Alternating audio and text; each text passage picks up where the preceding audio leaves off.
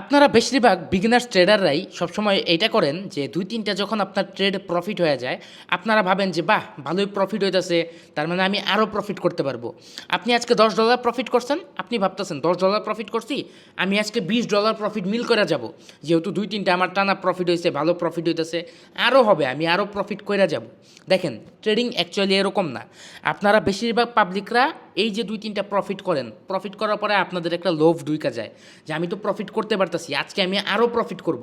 এইভাবে লোভের লোভে আপনারা কি করেন, এই একদিনে একটা টার্গেট অনুযায়ী প্রফিট করতে যায়া ওই একদিনে প্রফিট তো মারা দেয়নি, প্রফিটটা তো আপনার যাই, সাথে আপনার যে ব্যালেন্সটা ছিল সেই ব্যালেন্স, ফুল ব্যালেন্স আপনারা শেষ করে ফেলেন।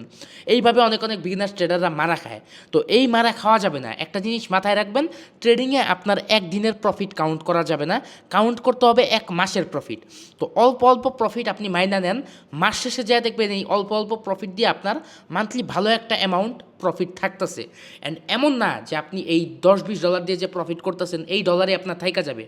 আজকে $৫ প্রফিট করছেন, কালকে আপনার ব্যালেন্স একটু বাড়ছে, কালকে আপনি $১০ প্রফিট করবেন, কালকে $১০ প্রফিট করছেন, আপনার ব্যালেন্স আরও গেইন হয়েছে, আপনি তারপরের দিন $২০ প্রফিট করবেন। তো ব্যালেন্সও আপনার গেইন হইতেছে, প্রফিটও আস্তে আস্তে গেইন হবে। তো একদিনের চিন্তা ভাবনা রাখা যাবে না, ১ মাস আপনি আস্তে ধীরে অল্প প্রফিট মাইনা নেন, দেখেন আপনি মাস শেষে যে ভালো পরিমাণের প্রফিট পাবেন। তো এইসব তাড়াহুড়া যেসব ট্রেডাররা করতেছেন তারা আজকে থেকে এটা বাদ দেন। অ্যান্ড যারা একদমই ফ্রি সিগন্যাল নিয়ে আমাদের ফ্রি শিওর শট নিয়ে প্রফিট করতে চান, তারা এক্ষুনি ডিসক্রিপশন অথবা বায়ো থেকে আমাদের টেলিগ্রাম পাবলিক চ্যানেলে জয়েন করে নেন।